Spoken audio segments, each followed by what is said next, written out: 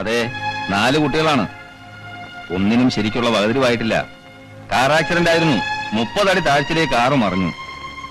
ഇളയ കുട്ടി മാത്രമേ കൂടുണ്ടായിരുന്നുള്ളൂ. അവൾ അത്ഭുതകരമായി രക്ഷപ്പെട്ടു. പക്ഷേ ആ കുട്ടിക്ക് ഇപ്പൊ സംസാരിക്കാൻ പറ്റില്ല. ഷോക്ക് കൊണ്ടായിരിക്കാം. ആലോചിച്ച ഭയങ്കര കഷ്ട. അങ്ങനെ ബന്ധുക്കളായിട്ട് മോഹൻദാസിന് ആരുമില്ല. ഉള്ളവരുമായിട്ട് വലിയ അടുപ്പമില്ല. അറിയാലോ, he was A self made മാൻ. കോടതിയിൽ പെറ്റീഷൻ കൊടുത്താൽ മൂത്ത പെൺകുട്ടിയെ ഗാഡിയിലാക്കിയിരിക്കുക. അതെ, അവളെ ആദ്യം മുതൽ ഇനി എല്ലാം പഠിപ്പിച്ചു തുടങ്ങണം. കോളേജിൽ പഠിച്ചുകൊണ്ടിരിക്കുന്ന കുട്ടിക്ക് എന്തോന്ന് എക്സ്പോർട്ട്, എന്തോന്ന് ചെമ്മീൻ കമ്പനി. പിന്നെ വിളിക്കാം. പുതിയ MD ഇന്ന് ചാർജ് എടുക്കുന്ന ദിവസമാ. അതെ, ആ സംഭവത്തിന് ശേഷം ആ കുട്ടി ഇന്ന് ആദ്യമായിട്ടാ ഈ കമ്പനി വരുന്നത്.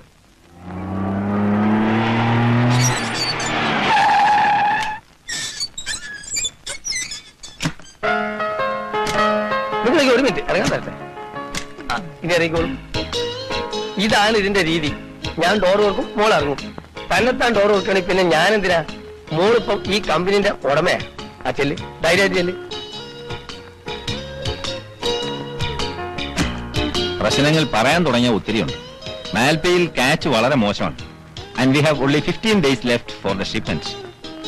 പണ്ടത്തെ പോലെ ക്രെഡിറ്റ് കിട്ടുന്നില്ല എന്നുള്ളതാണ് വേറൊരു പ്രശ്നം.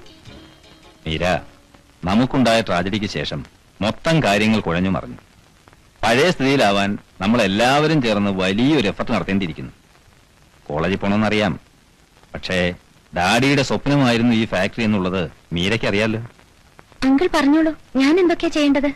വളരെ ഡീറ്റെയിൽഡ് ആയിട്ട് ഇവിടുത്തെ എല്ലാ കാര്യങ്ങളും മനസ്സിലാക്കുക എന്നുള്ളതാണ് ആദ്യം ചെയ്യേണ്ടത്. ഒരുപാട് പേപ്പേഴ്സ് ഒക്കെ സൈൻ ചെയ്യാൻ കാണുമായിരിക്കും അല്ലേ? മനു പറഞ്ഞു.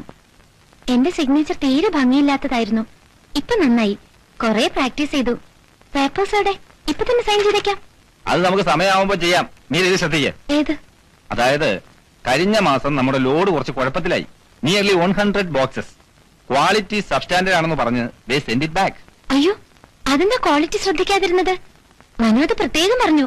ക്വാളിറ്റി നോക്കിയില്ലേ കമ്പനിക്ക് ചീത്തപ്പേര് വരുമെന്ന്. പെരിഷ് ചെയ്തതാണ്. ജപ്പാൻകാരാണല്ലോ നമ്മുടെ മെയിൻ ബയേഴ്സ്. അടുത്ത ലോഡിന് അവർ LC ഓപ്പൺ ചെയ്തില്ല. LC? അതെന്താ ഓപ്പൺ ചെയ്യാത്തെ? എങ്കിൽ നമുക്ക് ഓപ്പൺ ചെയ്യാം. ഈ ഡിസ്കഷൻ എവിടെ എത്തും തോന്നുന്നില്ല. തുമ്പിയെ കൊണ്ട് കല്ലെടുപ്പിക്കുന്ന പോലെയാണിത്. അത് മീരയ്ക്ക് ഒന്നും അറിയില്ലല്ലോ. അതെ, മനുവിനെ കൂടെ കൂട്ടാമായിരുന്നു. അവൻ എന്നെക്കാളും ബുദ്ധിയാ. ആരാണ് മനു? മനു മീരയുടെ അനിയനാ. 10 വയസ്സ്, 5ാം ക്ലാസ്സിൽ പഠിക്കുന്നു. അതെ, എങ്കിൽ ഇനി സൈൻ ചെയ്യേണ്ട പേപ്പേഴ്സ് എടുക്കും അങ്കിൾ. മീര സൈൻ ചെയ്യുന്ന കാര്യമൊക്കെ വിട്. I am sorry uncle. I tell you the truth. I am little nervous. For what? ഞങ്ങളൊക്കെ മീരയുടെ എംപ്ലോയീസാ. മീരയുടെ മുമ്പിൽ ഞങ്ങളാ നെർവസ് ആവേണ്ടത്. That's all right. ഞാൻ പ്രധാന കാര്യം പറയാം. പർച്ചേസ് കാര്യക്ഷമമാക്കാൻ പെട്ടെന്ന് കുറച്ച് ഫണ്ട്സ് ഉണ്ടാക്കേണ്ടി വരും. എന്ത് ഫണ്ട്? ബാങ്കിൽ നിന്ന് ഓടി ഓവർ ഡ്രാഫ്റ്റ് ആയിട്ട് കുറച്ച് പണം, അല്ലെങ്കിൽ പെട്ടെന്ന് എടുക്കാവുന്ന വേറെ പണം ഉണ്ടെങ്കിൽ അതായാലും മതി. വീട്ടിലെ ഷെൽഫിൽ പണമൊന്നുമില്ല. മീര എന്തൊക്കെയാണ് ഈ പറയുന്നത്? ഒരു കാര്യം പറയുമ്പോൾ അത് എന്താണെന്ന് ആദ്യം മനസ്സിലാക്കാൻ ശ്രമിക്കേ. ചുമ്മാ സൈൻ ചെയ്യാം, ഷെൽഫിൽ പണമില്ല എന്നൊക്കെ പറഞ്ഞിട്ട് എന്ത് കാര്യമാ? സോറി, ഞാൻ വേറെന്തൊക്കെയോ ആലോചിച്ചു പോയി അങ്കിൾ. എന്താലോചിക്കാൻ? കാലത്ത് ഡോക്ടർ വന്നിരുന്നു. മഞ്ജുനെ പിന്നെയും നോക്കി. അവളെ കൊണ്ട് സംസാരിപ്പിക്കാൻ ഡോക്ടർ ഒത്തിരി ട്രൈ ചെയ്തു. അവൾക്കിനി ഒരിക്കലും സംസാരിക്കാൻ പറ്റില്ല അങ്കിൾ. എന്താണ് ചികിത്സയെന്ന് ആർക്കും പറയാൻ പറ്റുന്നില്ല. ഞങ്ങൾക്ക് ആരുമില്ല. എൽഡസ്റ്റ് ആയി പോയതാണ് എന്റെ ബാഡ് ലക്ക്. ഇത്രയും പെട്ടെന്ന് മമ്മിയും ഡാഡിയും ഞങ്ങളെ വിട്ടു പോകുമെന്ന്. മീര, കഴിഞ്ഞതൊക്കെ മറക്കാൻ ശ്രമിക്കുക. വരൂ, നമുക്ക് ഫാക്ടറി ഒക്കെ നടന്ന് കണ്ടിട്ട് വരാം. കമോൺ. I am sorry.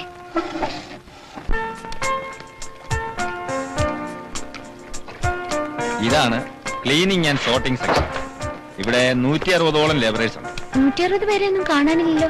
3 ഷിഫ്റ്റാ. ഓ, അപ്പൊ 24 hours ജോലി നടക്കൂ? മിക്കവാറും. ഇതാണ് പാക്കിംഗ് സെക്ഷൻ.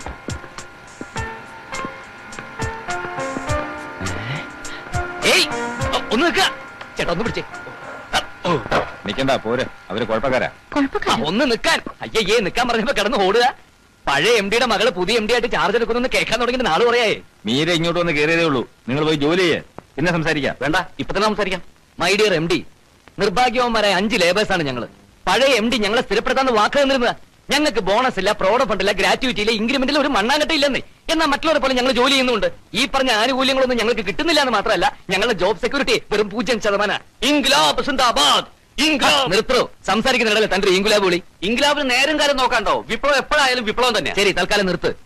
അപ്പൊ പുതിയ എം ഡിയുടെ അച്ഛൻ പഴയ എം ഡിയുടെ വാക്ക് പാലിക്കാൻ പുതിയ എം ഡി തയ്യാറാവണം. ഇപ്പൊ തന്നെ, ഈ നിമിഷം തന്നെ ഞങ്ങൾ സ്ഥിരപ്പെടുത്തണം. നിർത്തോ. തനിക്ക് കുറച്ചെങ്കിലും കോമൺ സെൻസ് ഉണ്ടോ? 1-2 മുദ്രാവാക്യങ്ങൾ കാണാപ്പാടം പഠിച്ചെന്ന് വെച്ച് അത് എല്ലായിടത്തും കയറി അലർന്നത് ശരിയല്ല. ഡാഡി ഇങ്ങനെ പറഞ്ഞിട്ടുണ്ടെങ്കിൽ നമുക്കത് പിന്നീട് ഡിസ്കസ് ചെയ്യാം. കമോൺ. എന്റെ പൊന്നു മാനേജർ സാറേ, ദയവ് ചെയ്ത് ഞങ്ങളുടെ ഭാവി താങ്കൾ പാര വെച്ച് നശിപ്പിക്കരുത്. അങ്കിൾ, ഡാഡി പറഞ്ഞതല്ലേ, ഇവരെല്ലാരും ഇന്ന് തന്നെ സ്ഥിരപ്പെടുത്താം. അങ്ങനെ ചെയ്യാം. പക്ഷെ എല്ലാരും നന്നായി ജോലി ചെയ്യണം. ഓ, ഏറ്റു. പുതിയ എം ഡി നീണാൾ വാഴട്ടെ. പുതിയ എം ഡി നമ്മുടെ എം ഡി. എന്താ മീര ഇതൊക്കെ? ഇത്ര ഇമ്പോർട്ടന്റ് ആയ ഒരു കാര്യത്തിന് ഇങ്ങനെയാണോ ഡിസിഷൻ എടുക്കേണ്ടത്? തൊഴിലാളി എന്ന് പറഞ്ഞാൽ തീക്കൊള്ളിയാ. തീക്കൊള്ളി കൊണ്ട് തലയൊറിയാൻ പാടില്ല എന്ന് കേട്ടിട്ടില്ലേ? ഡാഡി വാക്ക് കൊടുത്തു. എവിടെ വാക്ക് കൊടുത്തു? നുണയല്ലേ? ഇവനെയൊക്കെ സ്ഥിരപ്പെടുത്തിയാൽ അടുത്ത നിമിഷം ഫാക്ടറിയുടെ ഗേറ്റിന് മുന്നിൽ കൊടി പൊങ്ങും. മാത്രമല്ല, ഇപ്പൊ തന്നെ ഇവിടെ ലേബറേഴ്സിന്റെ എണ്ണം വളരെ കൂടുതലാ. അതൊക്കെ പോട്ടെ, ഡിസിഷൻ എടുക്കുന്നതിന് മുമ്പ് എന്നോടൊരു വാക്ക് ചോദിച്ചു. Sorry uncle. അങ്ങനെയാണെങ്കിൽ അവരെ സ്ഥിരപ്പെടുത്തണ്ട. അവൻ പറഞ്ഞത് കേട്ടില്ലേ? ഞാൻ അവന്റെ ഭാവിക്ക് പാര വെക്കുകയാണെന്ന്. ഇനിയിപ്പോ ഡിസിഷൻ മാറ്റിയാൽ അവൻ എന്റെ തലയെ കാണാൻ വരും. എങ്കിൽ സ്ഥിരപ്പെടുത്താം uncle. Oh Meera, you please use your common sense, your brain. I am very sorry uncle. Okay, I shall deal it.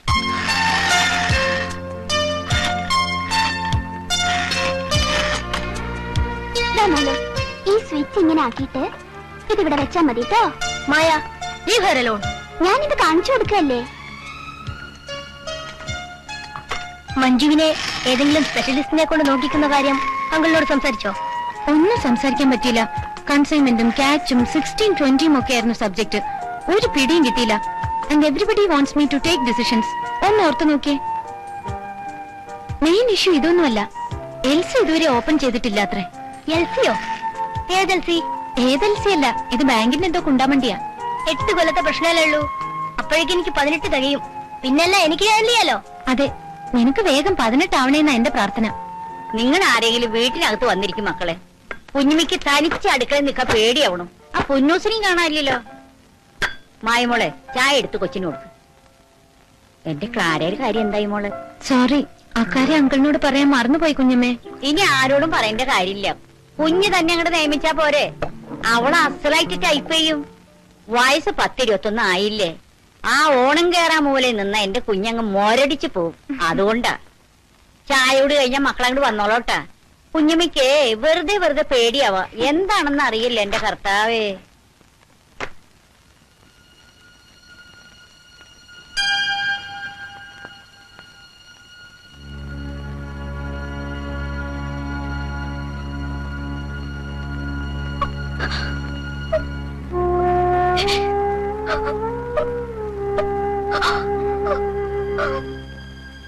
മായ, മായ,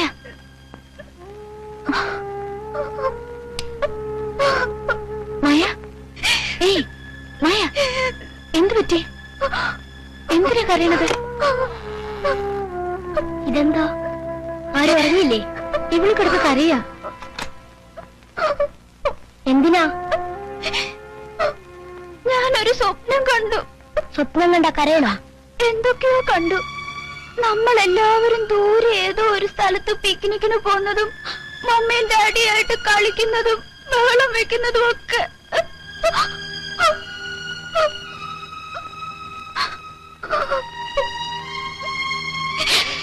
ഉറങ്ങിക്കോ. വേണ്ടാത്തതൊക്കെ ഓർമ്മിച്ച് കിടന്നിട്ടാ ഇങ്ങനെ സ്വപ്നം കാണുന്നത്.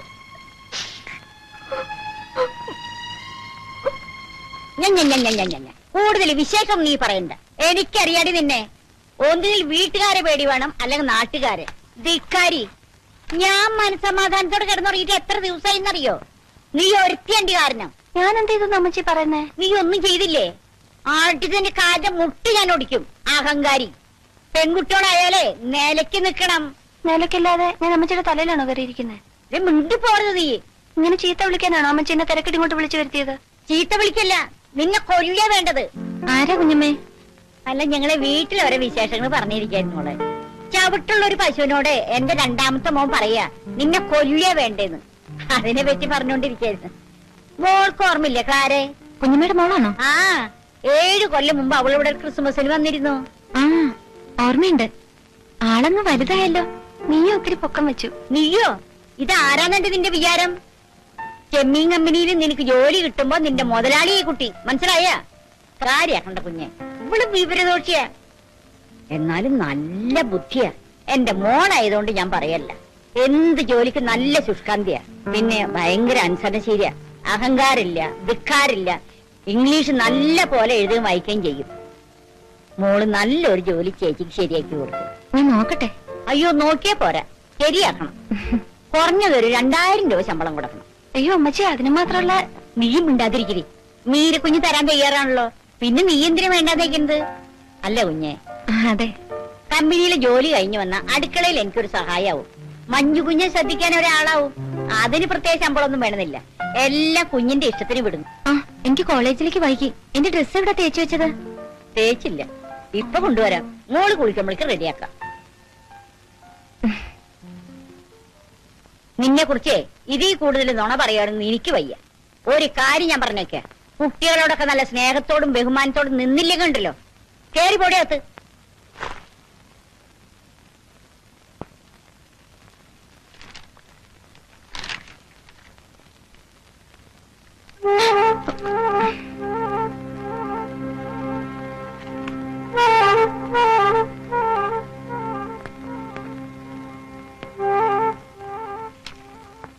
Yes. No. What? Yes. Who are you? വേല ഇറക്കണ്ട. വീട്ടിൽ ചെന്നപ്പോ 5 മിനിറ്റ് മുമ്പ് വണ്ടി വിട്ടു പോയുള്ളൂ എന്ന് പറഞ്ഞു. പിന്നെ ടൗൺ ബസ്സിന് കാത്തു നിന്ന് കഷ്ടപ്പെട്ട് അടിയും ഇടിയും തൊഴിയും കൊണ്ടാണ് ഞാനിവിടെ വന്നിരിക്കുന്നത്. എന്റെ ബ്ലഡ് വല്ലാതെ ഹീറ്റ് ആയിരിക്കുക. ആന കൊടുത്താൽ ആശ കൊടുക്കരുത്. തൊണ്ട പൊട്ടുമാറ് പുതിയ എം ഡി നീണാൾ വാഴട്ടെ എന്ന് വിളിച്ചട്ടകസിച്ച ഞങ്ങളെ ഒരുമാതിരി വടിയാക്കരുത്. ഇത് കോളേജാണ്.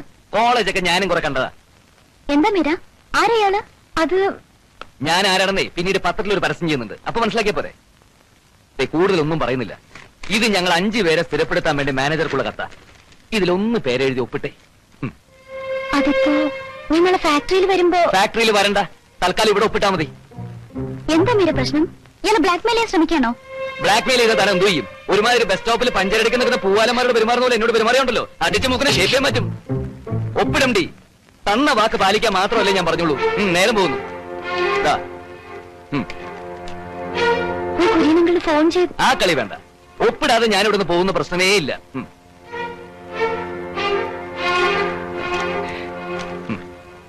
Thank you. ഒന്നും അറിയേ. വെറുതെ തെണ്ടി നടക്കാതെ ക്ലാസ്സിൽ പോയിരുന്ന 4 അക്ഷരം പഠിക്കാൻ നോക്കു വച്ചേ. എന്തേ തന്നോടും കൂടിയാ?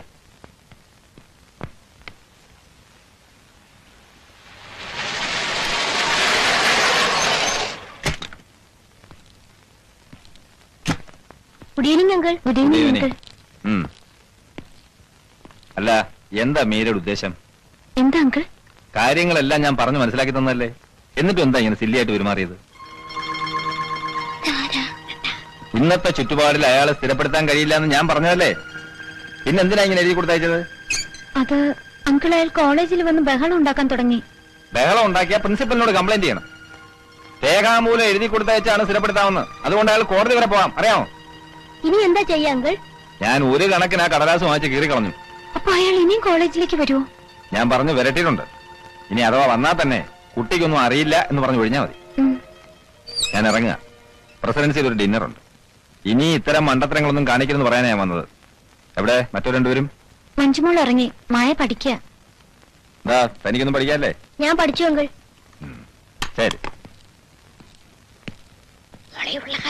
അങ്കിൾ വാ.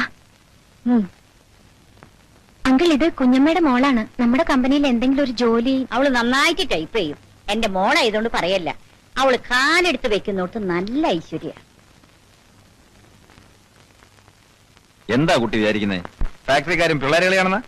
അല്ല, കുഞ്ഞമ്മ പറഞ്ഞപ്പോ. ഏത് കുഞ്ഞമ്മ പറഞ്ഞാലും ശരി, ഇനി കുറെ നാളത്തേക്ക് ഒറ്റ ആളിനെ അവിടെ വേണ്ട. ഉള്ളവരെ തന്നെ എങ്ങനെ ഒഴിവാക്കാമെന്ന് വിചാരിച്ചോണ്ടിരിക്കുമ്പോഴാ.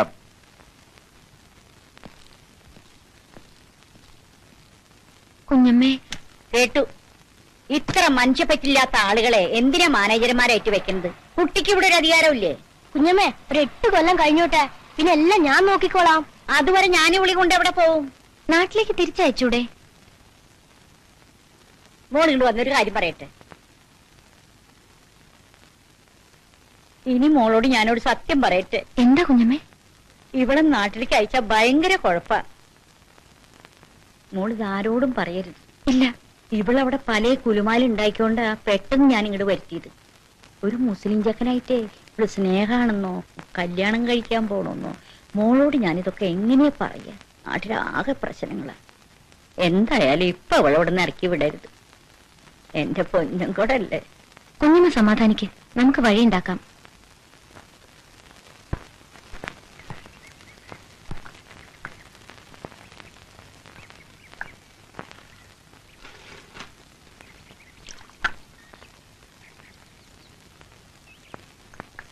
ഇന്നലെ അമ്മച്ചി എന്നെപ്പറ്റി വല്ലതും പറഞ്ഞോ? ആള് ഞാൻ വിചാരിച്ച മാതിരി അല്ലല്ലോ. അയ്യോ ഞാനോ? അമ്മച്ചി ചുമ്മാ പറയുന്നതാ. സ്വന്തം മോളെ പറ്റി ഒരമ്മച്ചി അങ്ങനെ ചുമ്മാ പറയൂ? അങ്ങനെ മുഴുവനും ചുമ്മാതല്ല, പക്ഷെ കൂടുതലും ചുമ്മാതാ. Love affair ഇല്ലാത്തതാണോ? ഏതോ ഒരു മുസ്ലിം ബോയായിട്ട്? ആ അതാ ഞാൻ പറയാൻ വന്നേ. സത്യം കേൾക്കണോ? അഷ്റഫിനെ ഞാൻ കാണുന്നത്, അഷ്റഫ് എന്ന പുള്ളിക്കാരന്റെ പേര്. ഞാൻ എന്നും ടൈപ്പിന് പോകുന്ന വഴിക്ക് അഷ്റഫ് അവിടെ കണ്ട് നിൽക്കാറുണ്ടായിരുന്നു പോലും. ഞാനാണെങ്കിൽ വീട്ടിൽ നിന്ന് ഇറങ്ങിയ പിന്നെ ഇടത്തോട്ടും വലത്തോട്ടും നോക്കുന്ന പ്രശ്നമേ ഇല്ല. വീട് type writing institute, type writing institute വീട്, അങ്ങനെ. ഒരു ദിവസം അഷ്റഫ് എന്നോട് ചോദിക്കുക, ഞാനൊരു സാധനം തന്നാ വാങ്ങിക്കോന്ന്. എനിക്കങ്ങ് ദേഷ്യം വന്നു. എന്നാൽ എന്താ സാധനം എന്ന് നമ്മളൊന്ന് അറിഞ്ഞിരിക്കണമല്ലോ. അത് ആ നോക്കുമ്പോഴെന്താ ഒരു കത്ത്. കരണക്കുറ്റി നോക്കി ഒന്ന് പൊട്ടിക്കാൻ ആദ്യം എനിക്ക് തോന്നിയത്. പിന്നെ ഞാൻ ആലോചിച്ചു, അത് വേണ്ട. കത്തിൽ എന്താ എഴുതിയിരിക്കുന്നത് നമുക്കറിയണ്ടേ. പിന്നീട് ആ മനുഷ്യൻ കത്തോട് കത്താണ്. ഒരിക്കലും വാങ്ങിച്ചു പോയില്ലേ, പിന്നെങ്ങനെ വേണ്ടെന്ന് പറയുന്നേ. എന്റെ അയാളുടെയും വീട്ടുകാരെ ഓർത്ത് എല്ലാം ഞാനങ്ങ് ക്ഷമിച്ചു. ഒരു ദിവസം അഷ്റഫ് എന്നോട് പറയാ, ഒരുപാട് സ്വകാര്യം പറയാനുണ്ട്, സ്കൂൾ ഷെഡിന്റെ പുറകിലോട്ട് വരാവോന്ന്. അതാ കുഴപ്പമായ. ഞങ്ങൾ അവിടെ സംസാരിച്ചോണ്ട് നിൽക്കുന്നത് ആരാണ്ടൊക്കെയോ കണ്ടുപോലും. അഷ്റഫ് മുസ്ലിമും ഞാൻ ക്രിസ്ത്യാനിയാണല്ലോ. അതിനുശേഷം ഈ രണ്ട് സമുദായക്കാരും തമ്മിൽ ഇല്ലാത്ത പുകലൊന്നുമില്ല. അടിപിടിയും ബഹളവും ഒന്നും പറയണ്ട, ഞാനിങ്ങ് പോന്നു. കുഞ്ഞു പറ, എന്റെ ഭാഗത്ത് എന്തെങ്കിലും തെറ്റുണ്ടോ? ഏയ് ഒരു തെറ്റുമില്ല. അപ്പൊ ക്ലാര കാരണം നാട്ടിലൊരു സാമുദായിക യുദ്ധം നടക്കുകയാണിപ്പോ അല്ലേ?